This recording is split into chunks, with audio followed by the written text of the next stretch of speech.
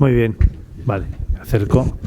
Bueno, pues nada, muchas gracias por la invitación para estar aquí. Para mí siempre, además llevo ya bastantes años colaborando tanto con la Junta de Castilla y León, tanto con la industria, con la Dirección General de Minas, en materias de aplicación de la seguridad minera y después en el tema de sílice cuando salió la normativa, como con las oficinas territoriales de trabajo y también con el Instituto Nacional de Silicosis, con el cual ya tengo una relación de muchos años con los directores técnicos anteriores de intervenir en jornadas. Y como ha dicho, soy la guinda del pastel, es decir, el pastel ya ha pasado, es decir, aquí vengo yo de guinda, porque lo importante realmente es lo que se ha visto, es decir, esta parte jurídica que siempre es necesaria y que yo voy a intentar explicar en la media hora que tengo y resumir, porque quizá el contenido es excesivo para la media hora y luego hay un debate de un cuarto de hora, creo que está lo que está previsto, con lo cual, bueno, pues allí se pueden surgir. Pero en esta parte jurídica digo que es la guinda. ¿Por qué? Porque lo importante realmente es la parte preventiva, es decir, la parte jurídica es la que todo el mundo teme que pueda ocurrir, que se exijan responsabilidades, cuáles son las obligaciones y sobre todo por lo que puede ocurrir en el supuesto de que se produzcan accidentes o en el caso de la silice, enfermedades profesionales, ¿no? Entonces, yo lo que voy a hacer es un recorrido para intentar explicar cuál es la perspectiva de cómo está, desde el punto de vista de la naturaleza cancerígena de la exposición por vía respiratoria a la sílice cristalina, no de la silicosis, es decir, que esa es la normativa tradicional. Y entonces explicar por qué se considera cancerígena desde el punto de vista jurídico, qué implicaciones tiene, etcétera, ¿no? Entonces, el punto de partida necesariamente tiene que ser el reglamento, dos reglamentos de la Unión Europea que son normas aplicables directamente. Uno es el llamado reglamento REACH de registro y evaluación de sustancias, el 1907-2006, y otro el reglamento llamado CLP de clasificación, etiquetado y empaquetado de las sustancias, que es del año 2008.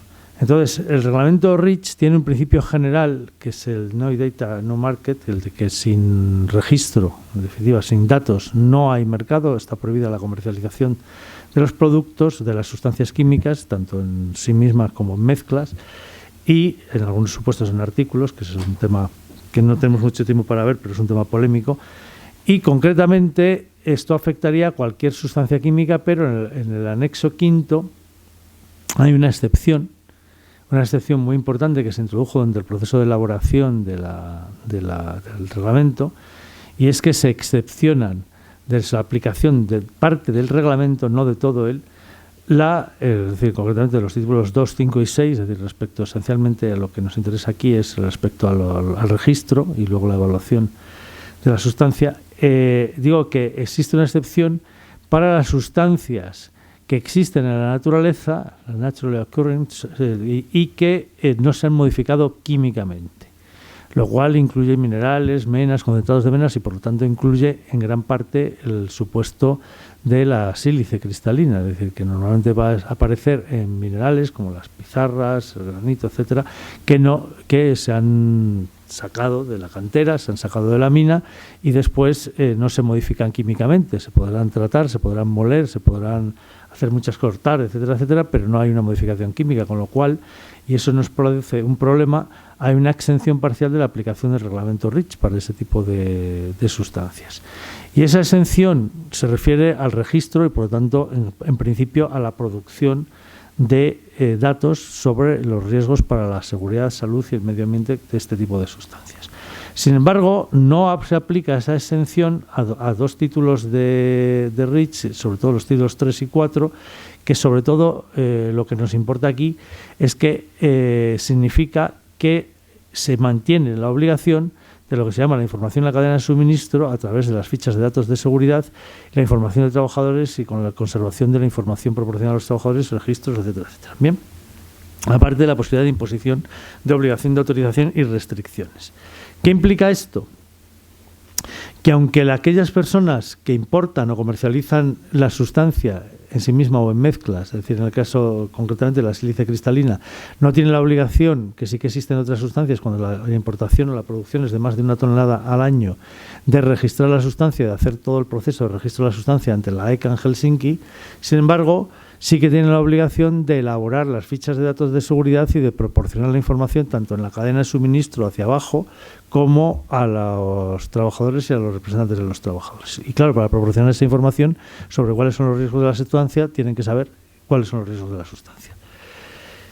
Y entonces esto nos introduce, para determinar cuáles son los riesgos de la sustancia, en el problema de la clasificación de esa sustancia, que eso viene determinado por otra normativa que está en paralelo al reglamento REACH, que es sobre todo actualmente el reglamento de CLP, así se conoce, de clasificación, etiquetado y envasado, que es el 1272-2008, que sustituyó a unas directivas antiguas del año 67 que se refería a la clasificación de sustancias y a la del 99 respecto a la de preparados, después llamados mezclas.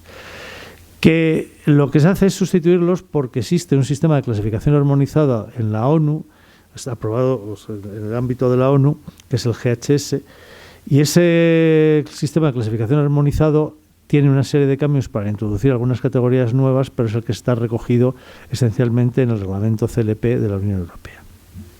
Y ese reglamento CLP de la Unión Europea ya está plenamente en vigor porque tenía unos plazos transitorios, de forma que para las sustancias empezó a aplicarse plenamente a partir del año 2010 y para las mezclas a partir de 2015, pero en definitiva esto ya ha pasado casi 10 años desde 2015, con lo cual para las mezclas, que sería el caso de la mayor parte de los minerales que aparece la sílice cristalina, está en vigor. ¿Y qué ocurre con el reglamento CLP? Pues que el reglamento CLP, y aquí no hay excepción por el hecho de que sea una sustancia que aparece naturalmente y no haya sido modificada químicamente, obliga a que los fabricantes, importadores y usuarios intermedios realicen la clasificación de las sustancias o mezclas antes de comercializarlas, ¿no? Y esto funciona actualmente con el reglamento CLP de una forma que hay que tener en cuenta, que es peculiar, porque bajo el sistema anterior de la directiva del 67 y de la directiva del 99 respecto a las mezclas, el sistema era distinto, es decir, ¿cómo se clasificaban las sustancias? Pues la propia directiva tenía un anexo que se modificaba con mucha frecuencia, que decía cuál era la clasificación de los riesgos de cada una de las sustancias, incluido también lo que son las frases que se llamaban frases de seguridad en su momento. Entonces, nos lo decía la propia norma. Lo que teníamos que hacer es ver si la norma lo contenía y cuál era la clasificación. ¿Qué ocurriría en el caso de la sílice cristalina?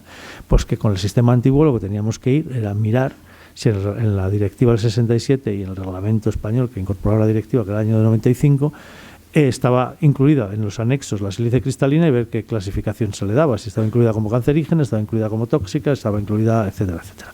Esto ya no funciona así con el reglamento CLP. Con el reglamento CLP, cada uno de los importadores o fabricantes, aquí normalmente sería de las personas que comercializan la sustancia, tanto si se produce dentro de la Unión Europea, porque las minas están dentro de la Unión Europea, como si se importa, si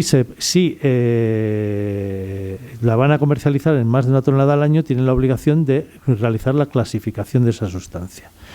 ¿Qué ocurre? Existe una clasificación armonizada que se puede aprobar y se aprueba por la Comisión Europea y se introduce como anexo al reglamento. Y entonces, si existe clasificación armonizada porque está aprobada, es obligatorio que sigan esa clasificación armonizada. Si ocurre que no existe esa clasificación armonizada, como es el caso de la sílice cristalina, porque no está aprobada, eso no exime de clasificación, sino que lo que tienen que hacer es aplicar una serie de métodos para realizar esa clasificación. Es lo que se llama la autoclasificación, ¿no?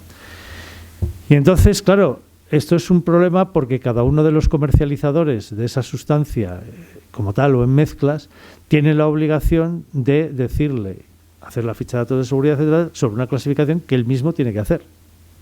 Y como tiene que hacer esa clasificación, teóricamente tendría que desarrollar todas las actividades de investigación y de experimentación necesarias para hacer la clasificación, siguiendo un reglamento, para el caso de la clasificación, que tiene los métodos de ensayo, etcétera, etcétera, que es un reglamento del año 2008. Esto está simplificado porque lo que ocurre es que a través de asociaciones patronales de ámbito europeo, etcétera, etcétera, pues ya está disponible esa información, etcétera. Entonces lo que se hace es seguir la clasificación armonizada, pero en principio la clasificación proporcionada, no la armonizada, que no existe, sino la proporcionada por este tipo de asociaciones. Pero en principio uno lo hace partiendo de que los datos de investigación los está proporcionando bajo su responsabilidad. Y claro, para el caso que es el caso de la sílice cristalina, de determinar si se clasifica como carcinógena o no se clasifica como carcinógena la sílice cristalina respirable, lo que habría que seguir es una serie de métodos que establece el reglamento 440-2008 por remisión a los criterios técnicos, a las technical guidances de la OCDE, etcétera, cosa que está fuera completamente del alcance de la empresa común y ordinaria, salvo de grandes empresas o grandes asociaciones, ¿no? Pero bueno, esto es lo que tendría que hacer. Y entonces tendría que decir si esta sustancia la considera y la clasifica como carcinógena o no a efectos de comercializarla. Bien, este es el esquema. ¿Qué ocurre? Como no hay clasificación armonizada, lo que hace ECA es que a partir de las clasificaciones que le notifican las empresas que comercializan la sustancia, en este caso la sílice cristalina, tiene un catálogo, el inventory, que es bajo el sistema REACH, se hacen vienen los registros, vienen las clasificaciones, y aparte de que vamos a dejar el tema de la comercialización de la sílice cristalina, que es bastante importante, pero que no es yo creo que esencialmente lo que nos trae aquí como nanomaterial, que es especialmente complejo. Pero aparte del nanomaterial, lo normal es que la sílice cristalina, cuando se hace la clasificación y notifique la clasificación a ECA, sea porque se está comercializando como mezcla, formando parte de algún tipo de material, de mineral, sea ya producido naturalmente o sea agregaciones de material, como el caso de los agregados de cuarzo, etcétera, etcétera, que se utiliza para las encimeras, que en definitiva tampoco tiene modificación química. ¿Y qué ocurre? Bueno, pues que el inventory pues lo que hace es recoger las clasificaciones que han notificado los propios comercializadores de la sustancia, sí mismo o en mezclas. Y cuando vemos qué es lo que recoge el inventory, bueno, pues entonces nos vamos a ver cuáles son las clasificaciones. Y claro, lo que ocurre es que cada uno hace un poco lo que estima oportuno, lo que le da gana. Entonces hay comercializadores que van y notifican que la clasificación correcta de la sílice cristalina es como tóxica y otras que dicen que es como cancerígena.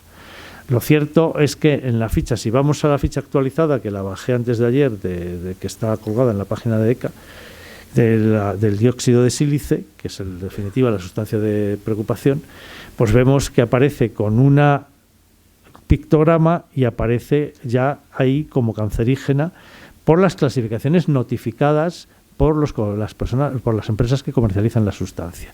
¿Qué ocurre? Utiliza un pictograma, utiliza un pictograma que es ese, que es común tanto para los cancerígenos de las categorías 1A y 1B como para los cancerígenos de categoría 2, con lo cual tampoco se sabe muy bien cuál es la clasificación que se ha notificado. Se está notificando como cancerígeno y ahí tiene toda esa información, pero bueno.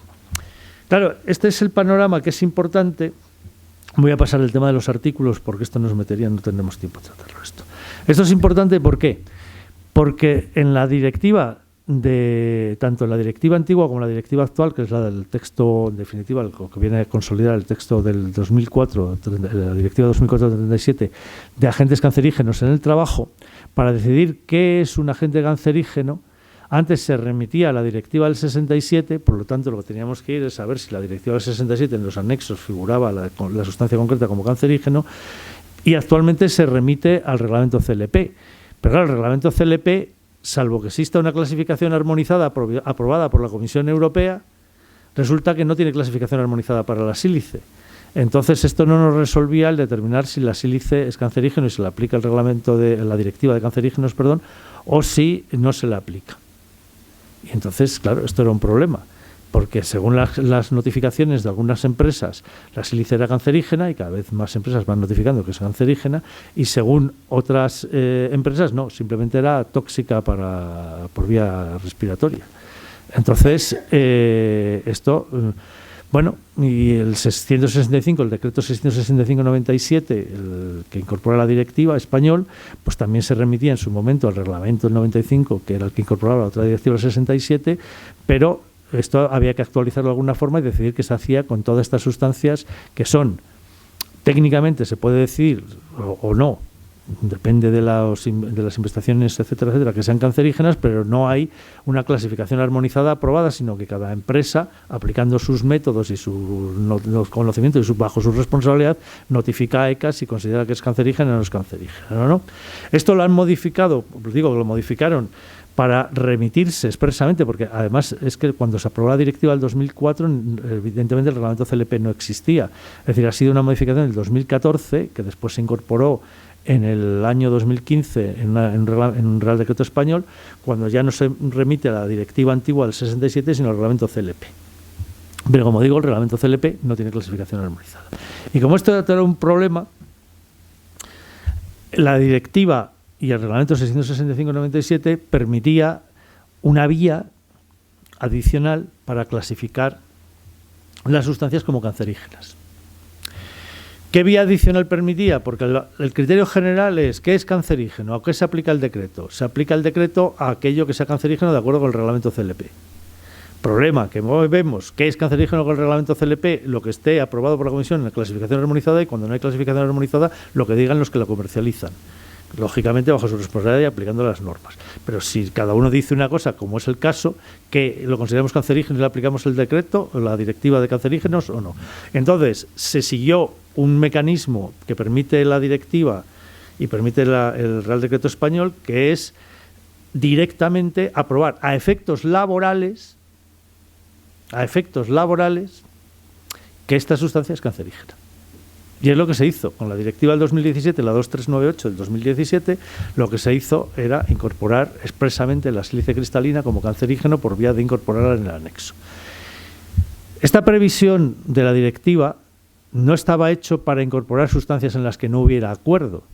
Estaba hecho porque, claro, el reglamento CLP se aplica a las sustancias que se comercializan. Si uno en un proceso de trabajo genera una sustancia, por ejemplo, vamos a pensar en el caso concreto de una empresa de construcción o de minería. El polvo que se levanta no es porque estés comercializando ningún tipo de sustancia, simplemente porque se levanta el polvo y eso es una sustancia, entonces hay que ver si es cancerígena o no es cancerígena. Entonces, claro, el reglamento, o sea, la directiva, de cancerígenos lo que permitía es, cuando no se trata de sustancias comercializadas, que es en las que estamos jugando con el reglamento CLP y con el reglamento REACH, ¿qué es lo que vamos a hacer? Pues entonces en esos casos ya decimos esta sustancia es cancerígena porque no aparece en los procesos de trabajo, etcétera, etcétera, y entonces por los documentos técnicos, etcétera, etcétera, el proceso legislativo decidimos que es cancerígena, ¿no? Bueno, este sistema que estaba previsto para las sustancias que aparecen en los procesos de trabajo es el que se ha aplicado a la sílice cristalina y se ha aplicado a otros muchos elementos después, porque también se ha incluido, que es otro tema, que se están haciendo muchas jornadas sobre la sílice, pero el tema de los humos diésel, en fin, excuso comentarios, ¿no? Bien, entonces, bueno, la directiva del 2017 modificó la 2437 para incluirla expresamente en la sílice cristalina, y España tenía la obligación de incorporar esa directiva. El plazo para incorporación vencía el 17 de enero de 2020. Bueno, con unos cuantos meses de retraso, no fuimos demasiado malos, con unos cuantos meses de retraso, en diciembre ya se consiguió aprobar el decreto incorporando la sílice cristalina como cancerígeno. Entonces, ¿qué es lo que se incorpora expresamente? Y en principio es a efectos laborales. Trabajos que supongan exposición al polvo respirable de sílice cristalina generado en un proceso de trabajo. Ojo, dice generado en un proceso de trabajo. Bien. Entonces, problema. Cuando hablemos de comercialización de la sustancia, normalmente de mezclas que contengan sílice cristalina, la decisión de si la sílice cristalina es o no es cancerígena sigue en el tejado del proceso de clasificación armonizada, que no se ha seguido y no se ha incorporado. Entonces sigue en el tejado de la aplicación del reglamento 440/2008 y de discutir si con arreglo a la aplicación y a los experimentos, etcétera, etcétera, es cancerígena o no. Cuando hablemos de la sílice cristalina de exposición en un proceso de trabajo, porque en el proceso de trabajo aparece la sílice cristalina, entonces sí que es cancerígena. Entonces es un juego un poco extraño, porque de repente nos encontramos con que legislativamente la sílice cristalina es cancerígena a efectos laborales y puede serlo o no a efectos de comercialización de mezclas. Es una situación totalmente paradójica y desde mi punto de vista indeseable, pero bueno, yo cuento lo que hay. Bien, ¿por qué se dice que la sílice cristalina es cancerígena y se ha incorporado en la directiva y en el reglamento del 665/97? ¿Y por qué, en definitiva, se tendría que decir, de acuerdo con el reglamento CLP, pues porque existen numerosos estudios que han llegado a la conclusión de que efectivamente es cancerígena, y sobre todo porque IARC realmente ya lo había declarado en el año 1997, pero en un procedimiento de lobby peculiar se consiguió incluir un inciso en la monografía de IARC del 97 que permitía cuestionar si realmente decía, bueno, pues es cancerígena y tal, en las condiciones de exposición, bueno, ¿cómo dice? Bueno, pues en la monografía del 2012 aquello se quitó y se dijo, no, la sílice cristalina por vía respiratoria, el polvo de sílice cristalina, la fracción respirable por vía respiratoria es cancerígena. Bien. Y esto que se asumió por IARC, IARC es un instituto de investigación sobre el cáncer que está integrado, se creó en Francia en los años 60, se integró dentro de la estructura de la Organización Mundial de la Salud y que la Organización Mundial de la Salud está integrada dentro de la estructura de Naciones Unidas. Eso sí que, aunque inicialmente no lo era, pero bueno, después se integró en la estructura. Y es que lo que hace esta monografía, en definitiva, coincide con los estudios también americanos, tanto de NIOSH, que sería el equivalente al Instituto Nacional de Seguridad y Salud del Trabajo Español, como OSA, que sería el equivalente a la inspección, digamos, y los estudios de NIOSH y de OSA. El Instituto Nacional de Seguridad y Salud del Trabajo también tiene un informe del año 2014 que entendía que debía clasificarse, y los americanos fueron primero y dictaron una norma en el año 2015, una norma de OSA interna, que fue recurrida, que declaró la sílice cristalina, que fue recurrida, y que la Court of Appeals del Distrito de Columbia, del Distrito de Columbia, desestimó el recurso por la Cámara de Comercio, por la patronal americana, estimó parcialmente el recurso que habían interpuesto los sindicatos para entender que había que realizar reconocimientos médicos en todo caso, aunque no se llegara al límite del 0,025 y demás, ¿no? Entonces, todo esto serán los precedentes que ya prácticamente existían en el momento en que se aprobó la directiva. Entonces, la directiva lo que hace es recoger esto. Y que, por lo tanto, es que parece que existe un cierto consenso científico totalmente mayoritario de que la sílice cristalina es cancerígena por vía respiratoria. ¿Qué es lo que significa que una sustancia sea cancerígena? Esto es una cosa importantísima que hay que tomar en consideración. Lo que significa es que puede producir cáncer. Vale, obvio, bien, perfecto.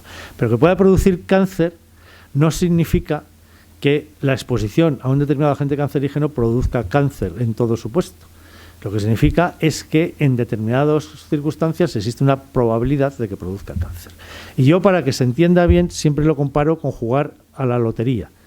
Es decir, si yo compro o juego con un boleto del Euromillones, como dice el refrán, que la lotería o es el impuesto que cobra el Estado a los que no saben matemáticas, es prácticamente imposible estadísticamente que me toque.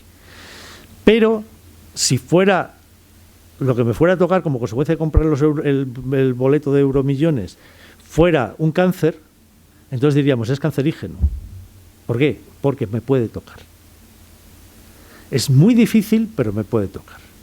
Si yo compro un boleto en una rifa del colegio en que han hecho 100 números, también me puede tocar. Pero claro, la probabilidad de que me toque es muy superior. Tanto en un caso como en otro estaríamos hablando de sustancias cancerígenas, porque pueden producir cáncer. Tanto en un caso como en otro. Lo que ocurre es que a la hora de la verdad, la probabilidad de que ese cáncer se desarrolle a partir de la exposición no es lo mismo en un caso que en otro. Y, por ejemplo, en el caso de la sílice cristalina, que la declaración de carcinogenicidad se refiere por vía respirable a la posibilidad de producción de carcinoma de pulmón, de un tipo de carcinoma, porque en este tema los técnicos del Instituto Nacional de Silicosis lo pueden explicar, sobre todo los médicos lo pueden explicar mucho mejor, yo no. Pero, en definitiva, esa probabilidad evidentemente es mucho mayor si lo que se está respirando es amianto a que lo que se está respirando es sílice cristalina. De hecho, la sílice cristalina es un producto ubicuo, Entonces, siempre se exagera, dicen, no, es que la sílice cristalina entonces es cancerígeno todo, porque incluso pasear por un camino de tierra, efectivamente se levanta el polvo y, bueno, pues efectivamente hay una exposición de sílice cristalina. Y por lo tanto, esto plantea un problema. ¿Por qué? Porque la directiva de cancerígenos, perdón, esto me lo voy a saltar ahora, ¿no? La directiva de cancerígenos se aplica a los cancerígenos y está pensada sobre una base de, aplicación del máximo nivel preventivo posible. Es decir, si se puede suprimir la exposición, se puede suprimir el cancerígeno, es obligatorio hacerlo, si se puede suprimir técnicamente. Si no se puede suprimir técnicamente, pero se puede aislar de forma que se puede suprimir la exposición, entonces es obligatorio suprimir la exposición. Y si no se puede suprimir el cancerígeno y se puede suprimir la exposición, la obligación es reducirlo al nivel mínimo técnicamente posible. Y en todo caso hay una prohibición absoluta, que es superar el valor límite, cuando la sustancia tiene un valor límite. Con lo cual es un error, y un error garrafal desde el punto de vista de aplicación de normativa preventiva, pensar que la obligación es no superar el valor límite, porque la obligación es que no exista el cancerígeno si es técnicamente posible, etcétera, etcétera. Es decir, es una cadena de obligaciones técnicas. El no superar el valor límite ambiental es que es una prohibición absoluta, no se puede superar. Es un valor límite ambiental promediado por horas, con jornada promedio de 8 horas al día, es decir, que no es un valor pico, pero es un valor límite que no se puede superar, ¿no? ¿Qué ocurre? No hay que confundir el valor límite con el valor umbral, porque lo que estuvo en discusión cuando se hablaba inicialmente de la primera normativa que en España incorporó la sílice cristalina como cancerígeno fue el decreto del 2014 que la introdujo dentro del listado de enfermedades profesionales. Lo que estaba en discusión es si, dado que la sílice, la probabilidad de generación de cáncer es mucho menor que otro tipo de sustancias cancerígenas, y dos, dado la dificultad que existe de suprimir la exposición a sílice por completo, dado que es una sustancia ubicua, de hecho, no sé si es la más frecuente como sustancia, el dióxido de silicio, es la más frecuente en el planeta o por ahí le anda. Entonces, dado que es una sustancia ubicua, pues evidentemente, bueno, pues en lugar de exigir todo esto que se exige para los cancerígenos con carácter general, decir, bueno, pues vamos a fijar un valor umbral a partir del cual sea obligatorio adoptar medidas y no cualquier tipo de valor. ¿Por qué? Porque lo que suele ocurrir es que si aplicamos la normativa de cancerígenos desde el momento en que encontramos presencia de sílice en la atmósfera de trabajo, el problema que vamos a tener es con qué aparato y con qué técnica vamos a medir. Porque, claro, la sílice puede aparecer en numerosos casos en función de la sensibilidad de la medición. Y es que hace 20, 30 años se medía en miligramos, pero es que ahora se puede medir en microgramos, se pueden hacer nanogramos, hay una precisión de los aparatos de medición y ya asequibles para que estén disponibles en el laboratorio, de forma que dependiendo del tipo de aparato de medición, si nos ponemos muy estrictos, vamos a encontrar la presencia de sílice cristalina y eso técnicamente, legalmente, con el decreto en la mano, dispara todo el conjunto de obligaciones a las que está vinculado el decreto.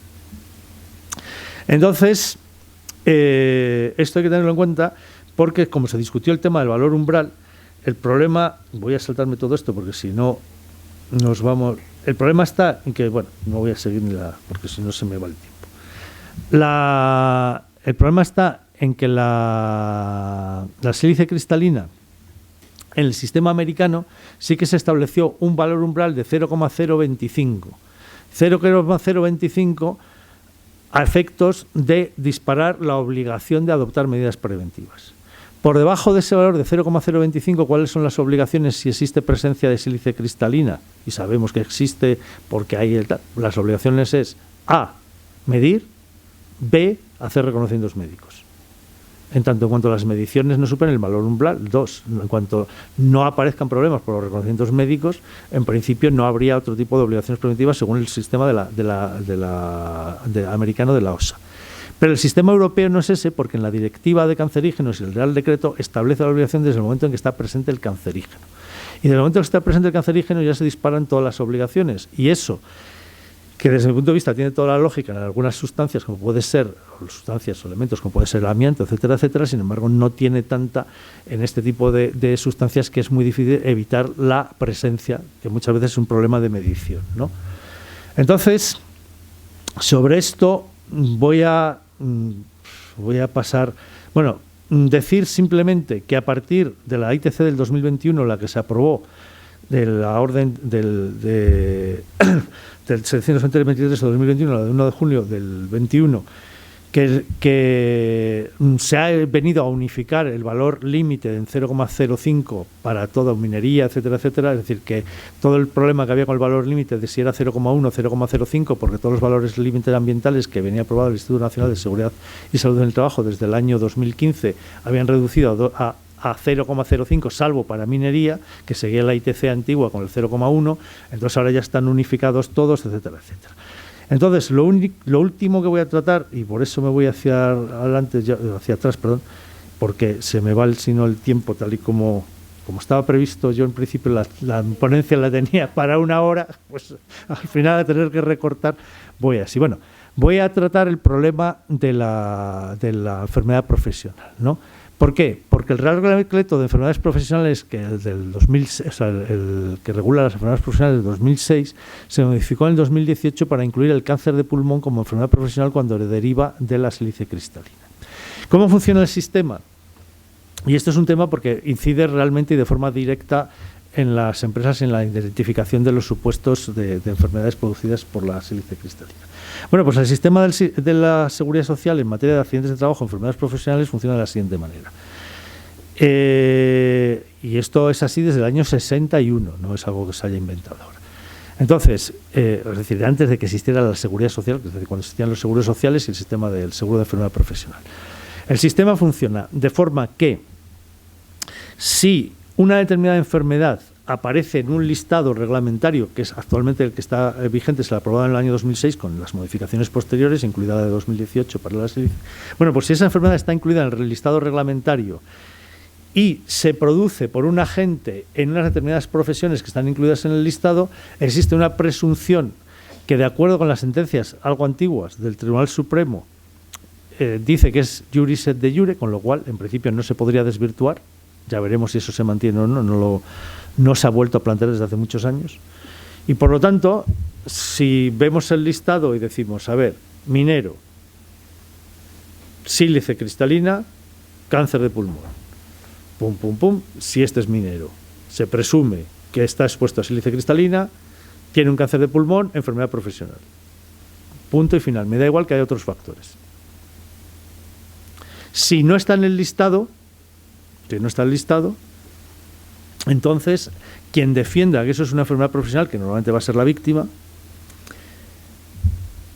tiene que acreditar que la causa exclusiva de esa enfermedad ha sido su exposición laboral, ha sido el trabajo, lo cual es ciertamente difícil, porque evidentemente en el caso de un cáncer de pulmón no estamos hablando de un supuesto tan específico, por ejemplo, con el caso del amianto, con el mesotelioma, que como es un cáncer tan vinculado a la inhalación de asbestos, pues es que ahí la prueba puede ser viable. En un caso de un cáncer de pulmón, probar que ha venido de la exposición a la sílice en el trabajo o ha venido de la exposición del humo diésel en el trabajo o cuando paseas por el paseo, por la avenida, etcétera, etcétera, pues es un poco complicado, ¿no? Entonces, evidentemente, esto significa que cuando está en el listado normalmente es enfermedad profesional y si no está en el listado se dice que no. En el caso de estas enfermedades que son de difícil prueba de la etiología, de la causalidad, ¿no? ¿Cuál es el problema? Pues que primero, no se introdujo, aunque se discutió, ningún umbral de exposición ni ningún criterio delimitador. De forma que basta con que se realice del trabajo, se presume que hay una exposición a esa sustancia y si hay un cáncer de pulmón es enfermedad profesional. Y el problema está en que se ha mantenido, porque se ha ido arrastrando el listado de profesiones que proviene de la orden y del reglamento de la silicosis del año 42. El mismo reglamento del año 42 de profesiones expuestas a la sílice, a efectos de la silicosis, es el que se ha incluido y que sigue incluido sin tocarlo en el reglamento de enfermedades profesionales, lo cual implica un nivel de desactualización bastante notable, porque además en ese listado se mezclan cosas de lo más variopinto, o sea, desde lo que son profesiones a lo que son sectores, porque por ejemplo habla en general de la industria siderometalúrgica.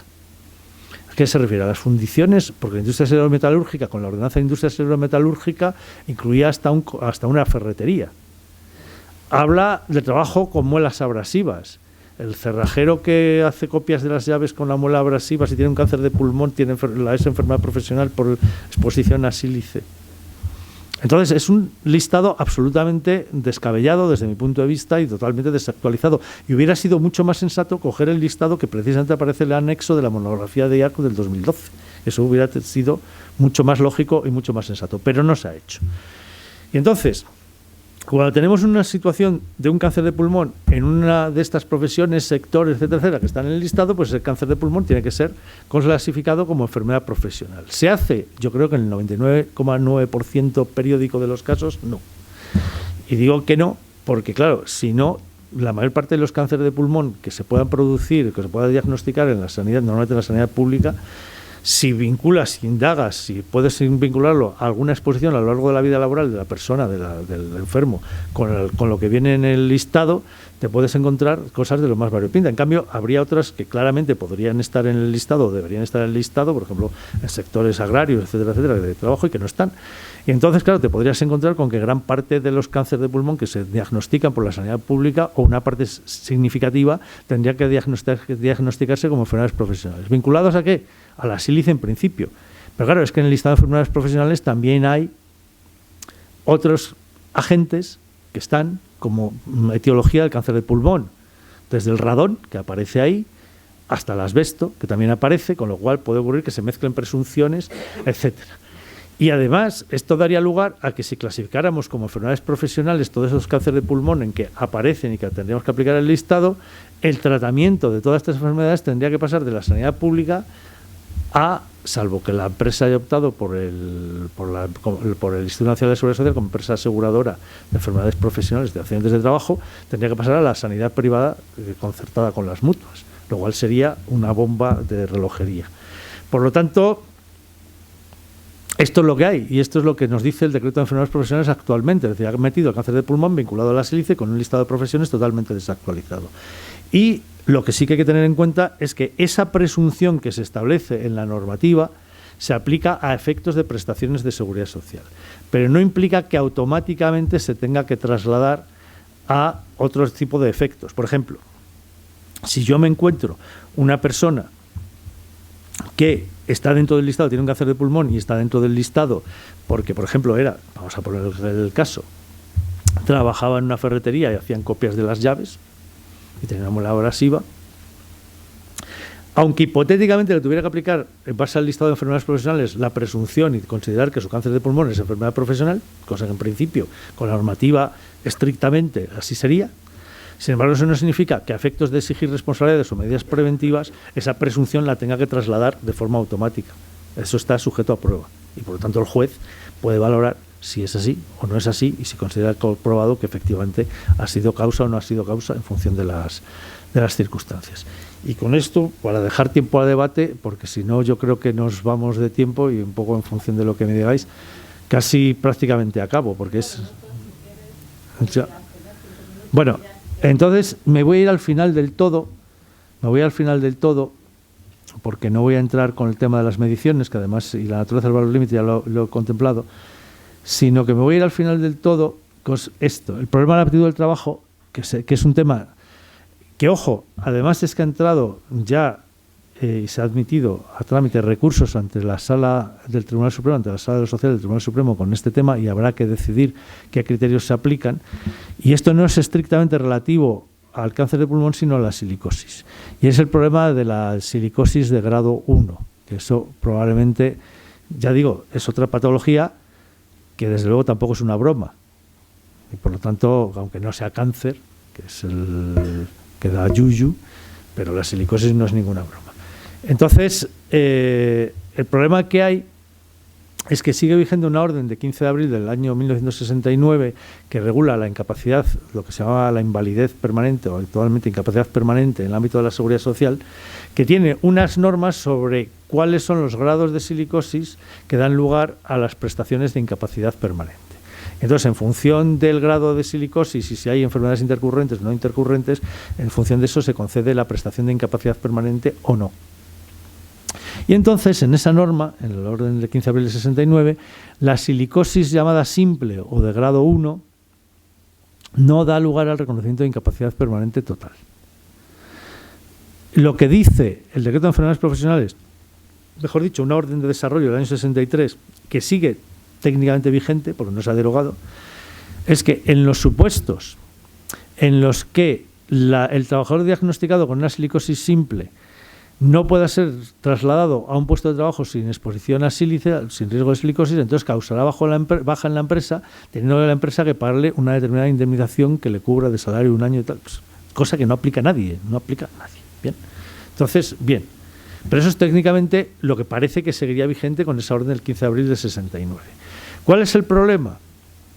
Que bueno, que después de esa orden del 69 ha llovido mucho y se ha legislado mucho.